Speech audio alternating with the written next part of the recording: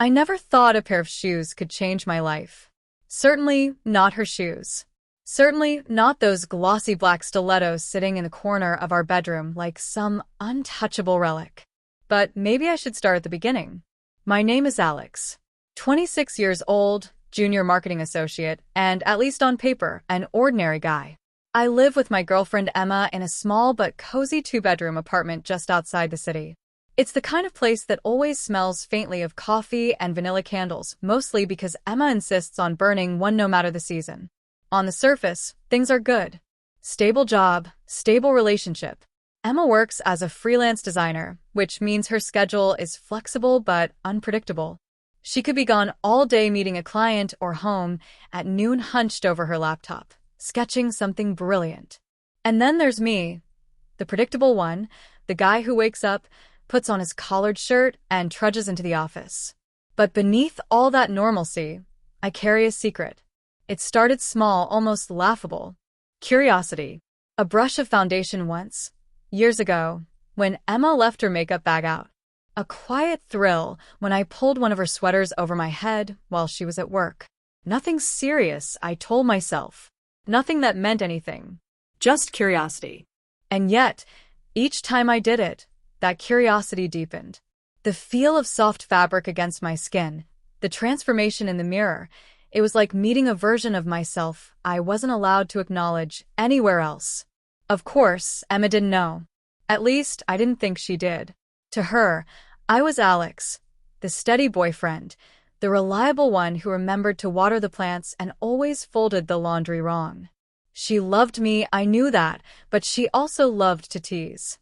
Which is how the bet happened.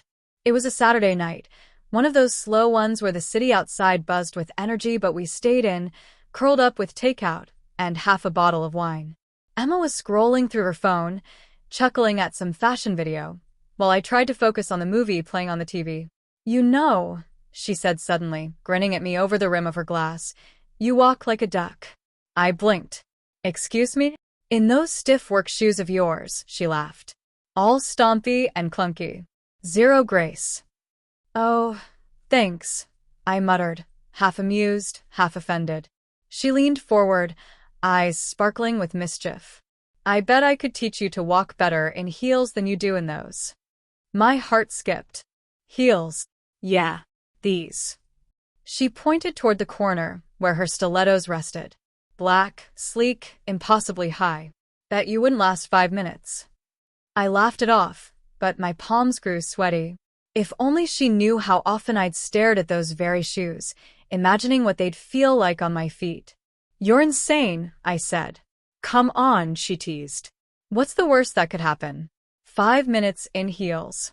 If you can cross the room without looking like Bambi on ice, I'll do the dishes for a week. And if I fail, you owe me foot massages. Every night." She smirked. "Fair deal." I should have said no. I should have laughed and turned back to the movie. But the wine, the teasing glint in her eye, the secret itch inside me, it all collided in a reckless moment. "Fine," I said. "Deal." Her grin widened like a cat who'd cornered a mouse. She got up, crossed the room, and retrieved the heels. When she placed them in front of me, my throat tightened. Up close, they were even more intimidating, narrow at the toes, impossibly slender at the heel. "Go on," she urged, sipping her wine. "Let's see it." With a shaky laugh, I slipped off my socks. My feet looked pale and awkward against the sleek black leather, but the moment I slid them into the heels, something electric shot through me. The arch forced my posture upright, the snug fit hugged me in a way that felt right. Emma clapped her hands. "Oh my God, this is going to be amazing." I stood, wobbly at first, gripping the arm of the couch. The room seemed taller, my body elongated, my reflection in the dark TV screen distorted into something almost unfamiliar. "Come on," Emma encouraged. "Walk." I took a step, then another. The click of the heels against the hardwood floor was intoxicating, sharp and commanding. I expected to stumble, but my body adjusted with surprising ease. My hips swayed, my steps smoothed. Emma's laughter filled the room.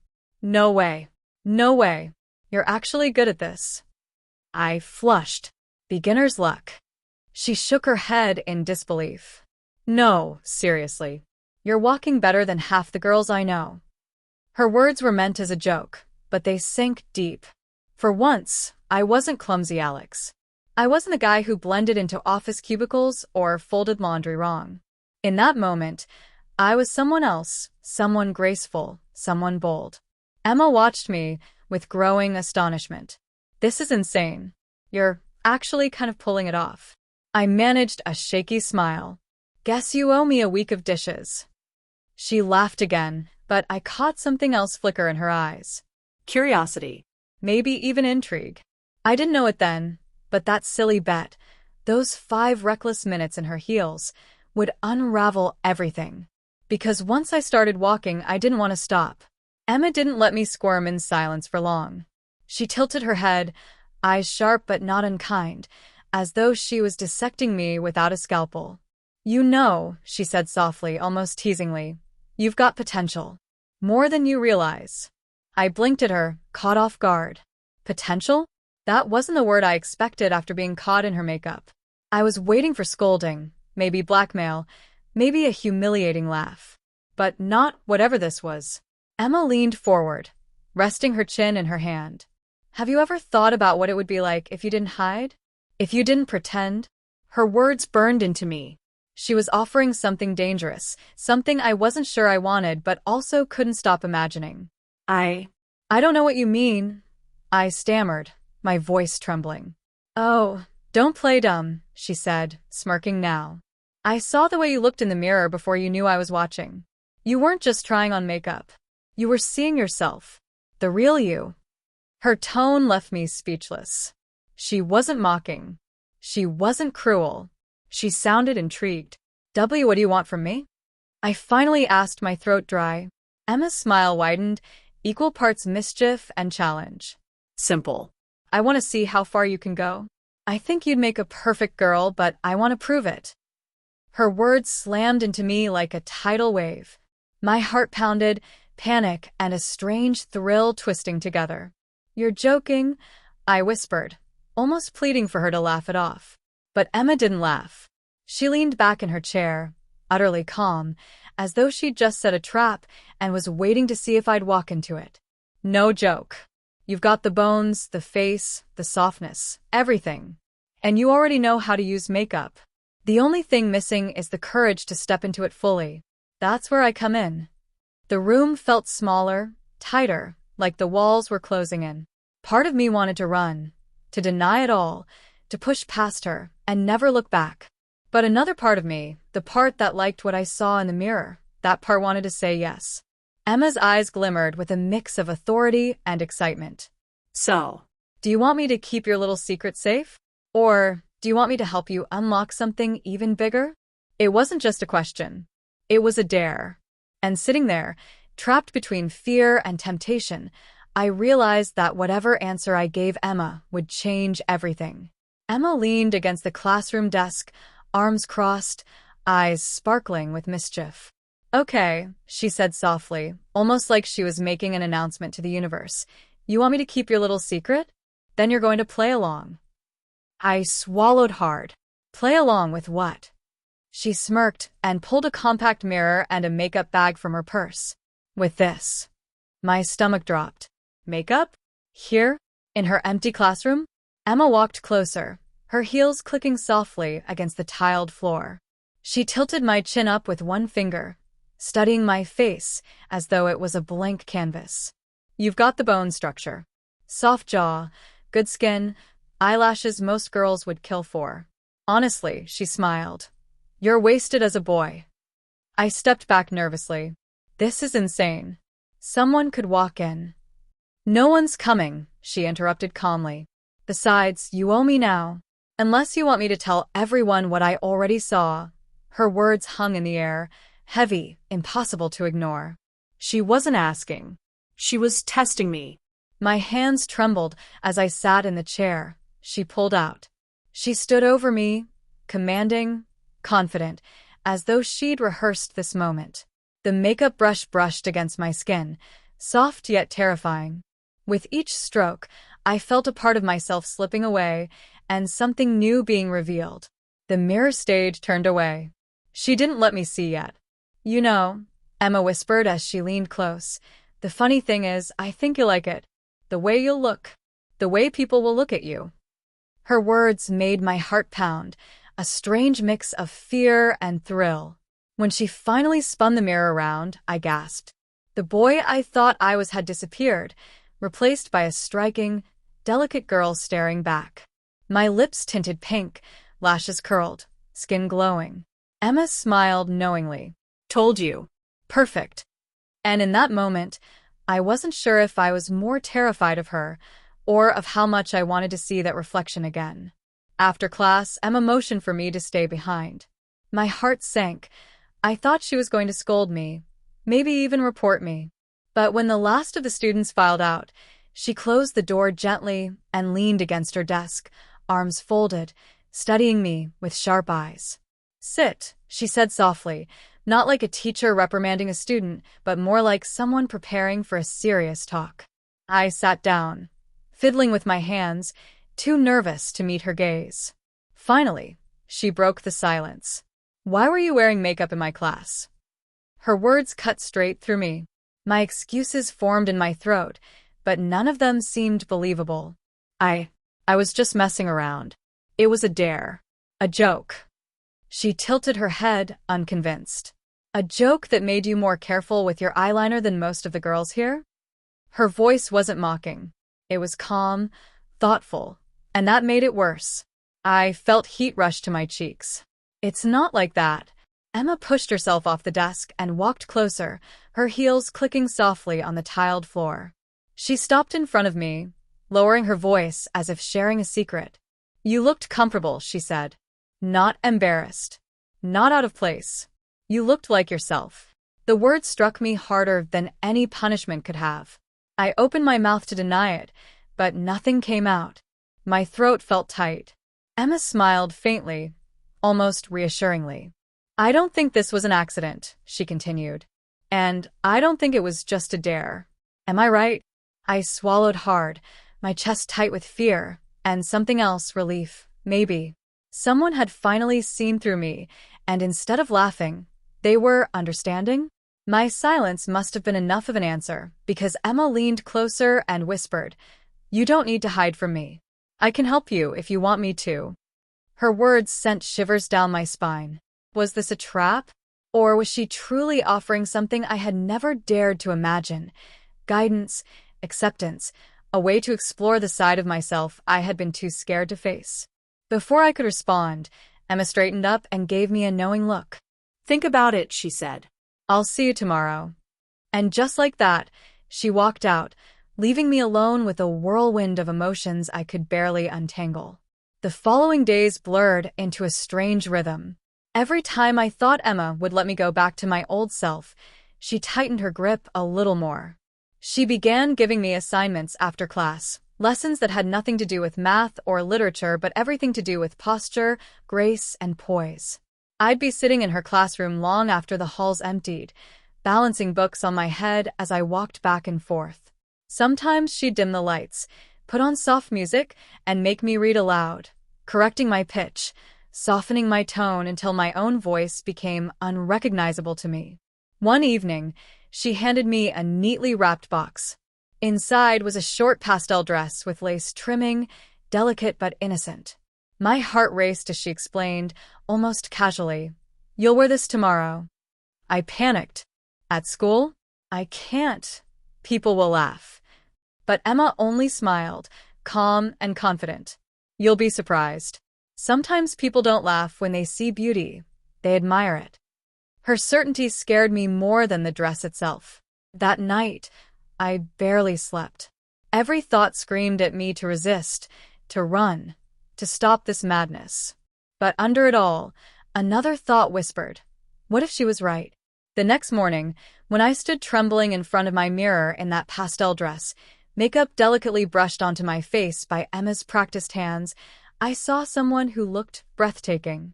Not like a joke, not like a boy playing dress-up, but like the kind of girl who turned heads in the hallway. When I walked into school, silence fell. My classmates' eyes widened, some whispering, some staring openly. And then, something I never expected, someone clapped. Then another. Within seconds, the room filled with applause, as if I'd just performed on stage. My face burned, but deep inside, a thrill rushed through me. Emma's words echoed. Sometimes people don't laugh when they see beauty. They admire it. And in that moment, I realized she was turning me into someone the world couldn't ignore. Emma didn't just want me to look like a girl anymore. She wanted me to be one. The way she framed it, her words carried a softness that made the request feel less like a command and more like a destiny she was guiding me toward. "You've already proven you can do this," she whispered one afternoon, carefully brushing mascara across my lashes. "But there's still a difference between pretending to be a girl and becoming the perfect girl you were meant to be." The word "meant" shook me. Was she serious? Did she really believe this was who I was supposed to be? Or was she just playing out some twisted vision? I stared at my reflection. Long lashes, soft lips, delicate hair framing my face. I could barely recognize the boy I used to be. And maybe that was the point. Emma didn't stop there. She pushed me into lessons, walking in heels with balance and poise, speaking with a softer, melodic tone, even practicing handwriting until my loops and curves looked girlish enough. She made me study gestures, the way I moved my hands, the tilt of my head, the rise and fall of my voice. Every correction felt like a reminder. I wasn't me anymore. I was Emma's project, her perfect creation. And yet, every time she smiled proudly at my progress, my chest swelled with a strange warmth. I hated it, but part of me loved her approval. One evening, as she zipped me into a pastel dress and slid a necklace over my collarbone, she whispered, "Now you're perfect. My perfect girl." I froze, my heart hammering, because for the first time, I wasn't sure if she was wrong. The days following our truce were strangely calm, too calm. Emma had been unusually kind, even encouraging me when I struggled to perfect my walk in heels or apply eyeliner. It should have been comforting, but deep down, I felt the weight of something brewing. One evening, as I sat at her vanity carefully fixing a wig into place, Emma hovered behind me with her arms crossed, smiling in a way that didn't quite reach her eyes. "You're getting good at this," she said softly. "Almost too good." Her tone made my stomach twist. I met her gaze in the mirror, searching for a clue in her expression, but she turned away quickly, walking toward her desk. "Emma," I asked hesitantly, "what are you planning?" She froze mid-step, then laughed lightly, shaking her head. "Don't be paranoid. I just think you're finally starting to look like the girl you were meant to be." That word "meant" hit me harder than she probably realized. It implied intention. Purpose. Like this wasn't just an accident or a punishment anymore, but something bigger. Later that night, when she went to take a shower, I couldn't resist the urge to snoop. My heart pounded as I crept to her desk and carefully slid open the top drawer. Beneath notebooks and random stationery, I found a small leather-bound journal. Flipping through it, my breath caught. Pages upon pages were filled with sketches, notes, and observations about me, my posture, my tone of voice, my reactions to certain clothes. At the top of one page, written in bold letters, was a chilling phrase. "Final stage, acceptance." I slammed the journal shut, panic surging through me. What final stage? What did she mean by acceptance? Just then, the bathroom door clicked open. I shoved the journal back into the drawer and darted across the room, pretending to adjust my dress. My pulse was racing, and I could barely steady my breathing as Emma stepped out, towel wrapped around her hair. She eyed me curiously. "Why do you look like you've seen a ghost?" I'm fine," I stammered. But I wasn't fine. For the first time since this nightmare began, I realized Emma wasn't improvising. She had a plan. A long, detailed plan that ended with me not just pretending to be a girl, but becoming one. And the scariest part? A small, dangerous part of me wondered if she might succeed. Emma finally revealed that catching me in makeup wasn't just a coincidence. She had been observing me for weeks, how I lingered near the girls in class, how I seemed fascinated by their confidence and beauty, how my eyes followed their effortless gestures. She told me she didn't think I was a pervert or weak. She thought I had potential. Her plan was bold. She wanted to guide me into becoming the perfect girl. Not just as a disguise or punishment, but as a real chance to discover who I might be beneath the surface. I laughed nervously, shaking my head, but the conviction in her voice, the certainty in her eyes, sent a shiver down my spine. She promised she wouldn't force me, but every word made it harder to resist. And when she placed a delicate pearl necklace around my throat and said, "This suits you more than anything I've ever seen," I felt something crack open inside me. That night, I sat in front of the mirror, the pearl necklace still resting against my skin. My reflection no longer looked like him. The boy I once was felt like a ghost fading into the glass, replaced by the girl Emma insisted I could become. I touched my face, the soft curve of my cheeks enhanced by makeup, the gentle fall of my hair that Emma had styled, and for the first time I whispered to myself, maybe she's right. Maybe this is who I'm supposed to be. The thought terrified me and thrilled me. Emma stepped behind me, her hands on my shoulders, her smile calm but filled with certainty. "You're not pretending anymore," she said softly. "You're becoming." And as I stared into the mirror, heart racing, I couldn't deny it. The boy was gone. In his place sat a girl who looked perfect, too perfect to be an accident. But I didn't know if Emma wanted to help me or control me, because her final words echoed in my head long after she left the room. "Tomorrow, you'll take your first step into the world as her. And there's no going back."